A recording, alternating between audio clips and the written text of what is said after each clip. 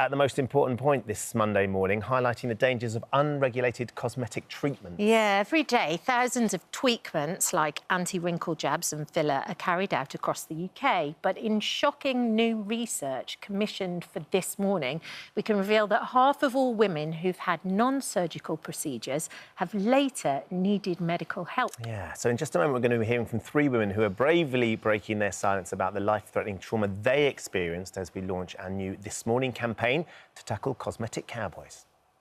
Botox, filler, facial threads and Brazilian bum lifts. These non-surgical cosmetic procedures promise instant results without going under the knife. And business is booming. So I've had Botox here, here and here. I've had fillers in my lips before. I've had some Botox done and collagen as well.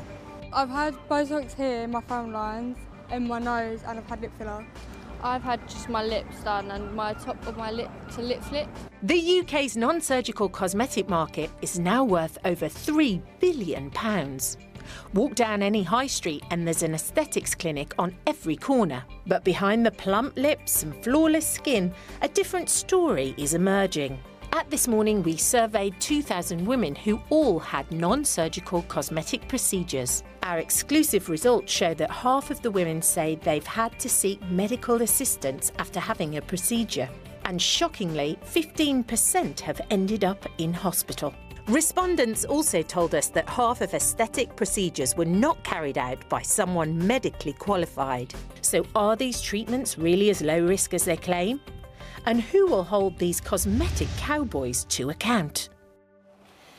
Well, as we launch our new campaign, we're joined in the studio by three women who know just how risky the treatments can be. Yeah, Nicola, Lynsey and Kaylie were all hospitalised after being injected with what they thought was Botox.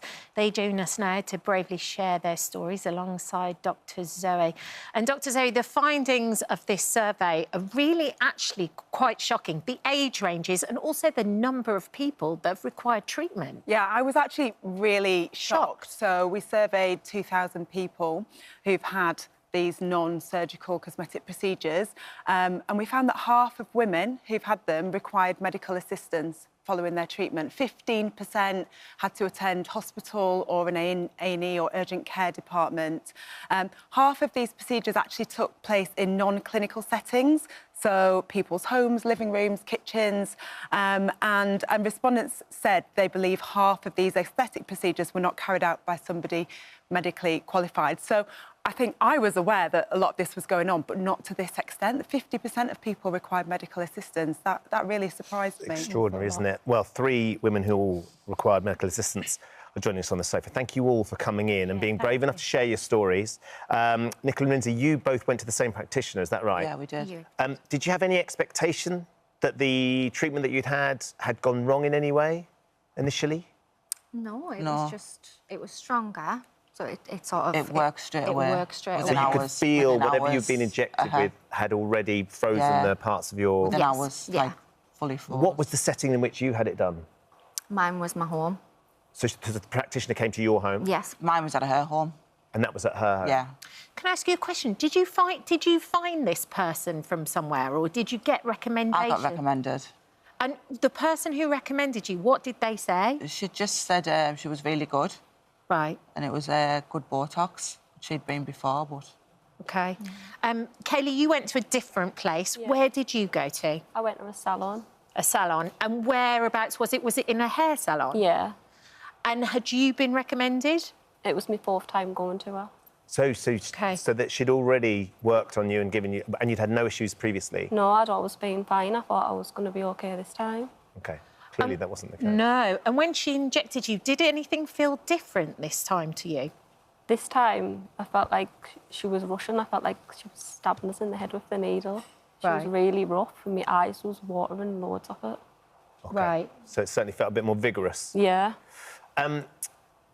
Nicola, when did you realise something was wrong? Mine was by the weekend. I'd had it on the Wednesday and by the Sunday I started to feel unwell. And what were the symptoms you were experiencing? Exhaustion, drooping eye, food starting to get stuck in my throat. So you couldn't swallow? Frightening. It is. Lynsey, what about you? When did you first start to feel symptoms? And did you automatically go to, I think it's to do with the injections I've had? Absolutely not. Right. No, I got mine on the Sunday, and by the Thursday I was in headaches, but I thought we'd had a viral in the family because a couple of the other kids had had it. And then it was just getting worse and worse and worse over the days. I got in the doctors on the Monday, and then by then it was me breathing on the Wednesday. I was like gasping for breath. I couldn't swallow. My eyes was drooping. I was exhausted. The energy levels was just horrific. But you still didn't expect... Still didn't expect. It was the injections Still that you'd didn't had. expect. No, they just put it down to sinusitis, virals, but nobody knew about it. And then, Kaylie, you were driving your son.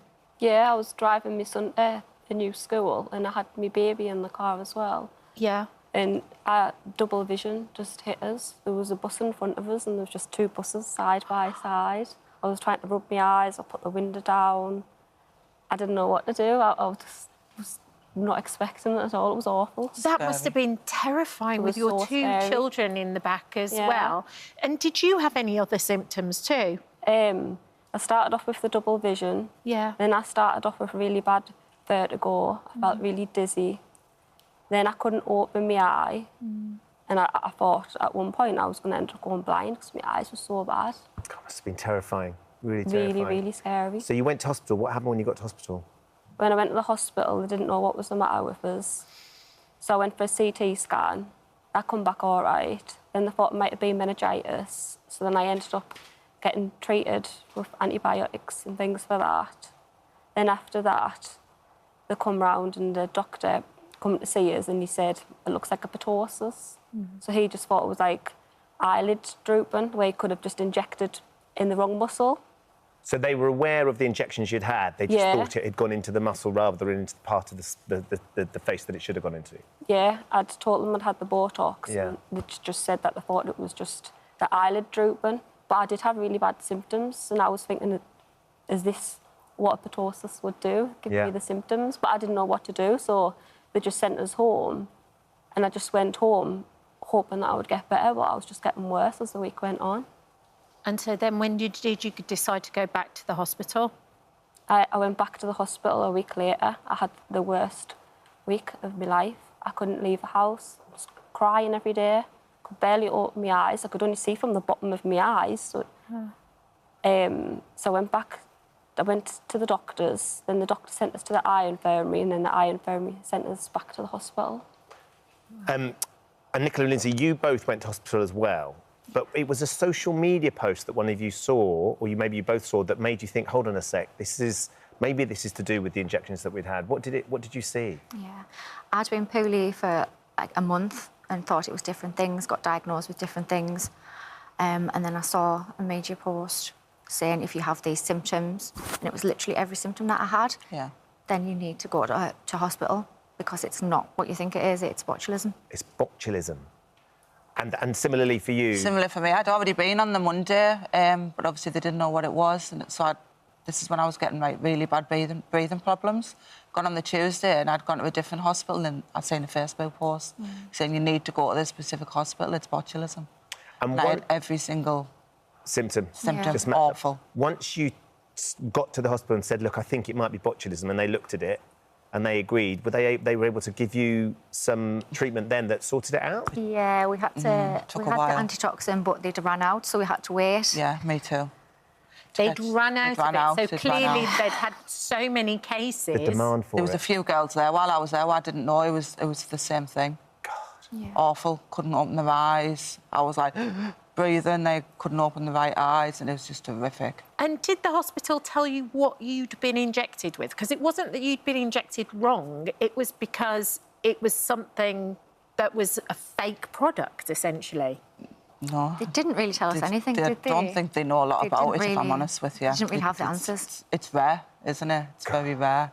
Zoe, it's extraordinary hearing the girls talk about it, not least because, as Lynsey's saying, like, she's in A&E and she can see lots of other girls. Yeah. They couldn't get the antitoxin because they'd run out, because there'd been a run on the antitoxin. It's extraordinary. Well, as doctors, it's something, a case of botulism is something that we expect to see once in our medical career, if ever.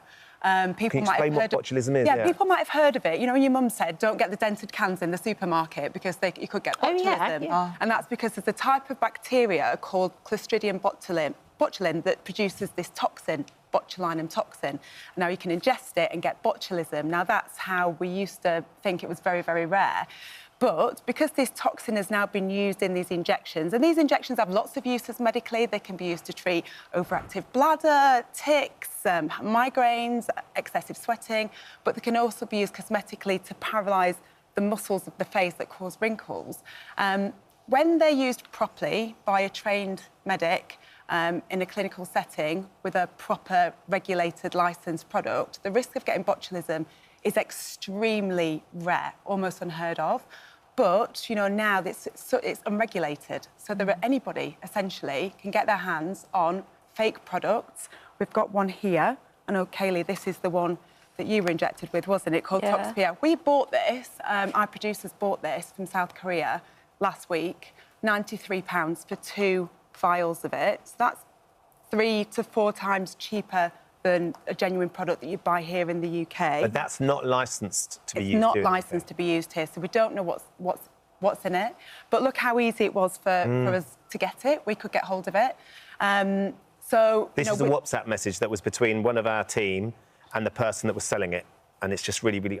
we can't quite read that, too far away from us, but it's just this really simple WhatsApp really easy. message. It came in a few days, £93 for the product, including postage and packing. So once you've got people out there who, in an unregulated way, are able to get hold of these counterfeit products and offer these treatments really, really cheap, it's dangerous. And we've seen this huge surge in cases of botulism, which should not happen. Combination of people perhaps using improper technique in an incorrect setting, using an unregulated product. And we're seeing this surge in cases, which is just so worrying and upsetting because, you know, we live in a world now where this is really common. I'm so proud of these 3 ladies for coming and sharing their experiences and warning us of the dangers. So what should people be looking out for? Because obviously you're not going to stop people wanting the treatments. No. But what should people be looking for? What research should they be doing? Well, some red flags are if this is cheap. If you're getting Botox for less than £150, that's a red flag. Ideally, you should be having this done by somebody who is a doctor, a nurse, a dentist. These treatments, these drugs have to be prescribed. So you absolutely need to ask the person doing it who is the prescriber, because the prescriber actually has responsibility for you if anything goes wrong.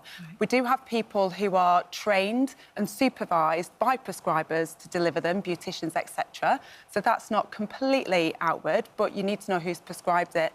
Have a look at the product, ask questions. What is the product? Can I see it? You can compare it then to what we know are the regulated. There are only 4 or 5 different brands of botulinum toxin, of one of which is Botox, that are regulated and licensed in the UK. So if it's anything else, such as Toxpia, stay clear of it.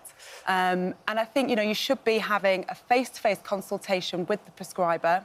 They should be telling you of the risks. They should be answering any questions that you have. They should be taking a full medical history, taking photographs, doing a consent form. If any of that isn't happening, then it's a red flag.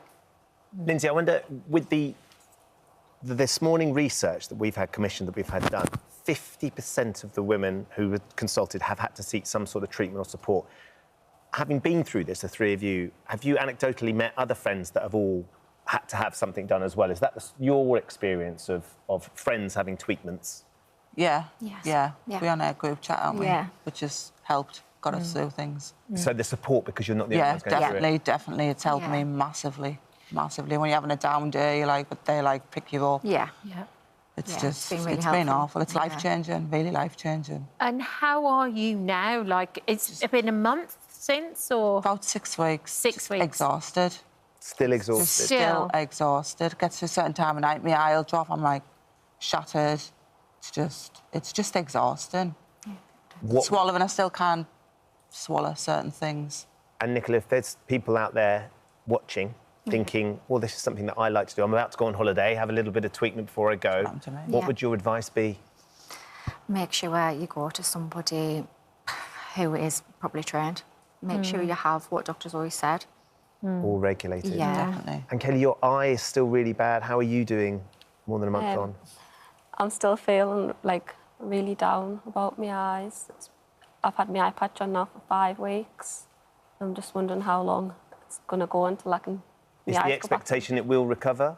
They said I've got to wait for my nerves to regenerate, so I'm hoping that it does soon. And how do you feel about what it was you did and the risk that you took now? I just feel like I wish I'd never done it. It wasn't worth it. I'd rather have my eyesight and how I was than some lines in my face. Goodness me. Well, look, thank you for coming in. I mean, the research that we've had commissioned, Zoe, is just extraordinary, isn't it? And it's a really timely reminder from the girls that actually the risks that you take if you don't take the precautions just aren't worth it. And if it is cheap, it's probably no good. It's risky. And there's more from this research as well, which we're going to be sharing through the week. Yeah. Excellent. Thank you. Thank you. For coming in. Thank you so much. We wish you all the best with your recovery as well. Fingers crossed. Yeah. Thank you. You get better soon. As Zoe said, we're going to be continuing our investigation into cosmetic cowboys on tomorrow's show. One of our This Morning family will be sharing their own terrifying experience. And if you've sadly had a bad experience after a non-surgical cosmetic treatment and want to share your story, please do get in touch with us. You can email us at thismorning@itv.com. Oh, hello. Thank you for visiting our This Morning YouTube channel. We upload tons of new content every single day. So hit the subscribe button, like all the videos, and don't miss out. We'll see you in the morning.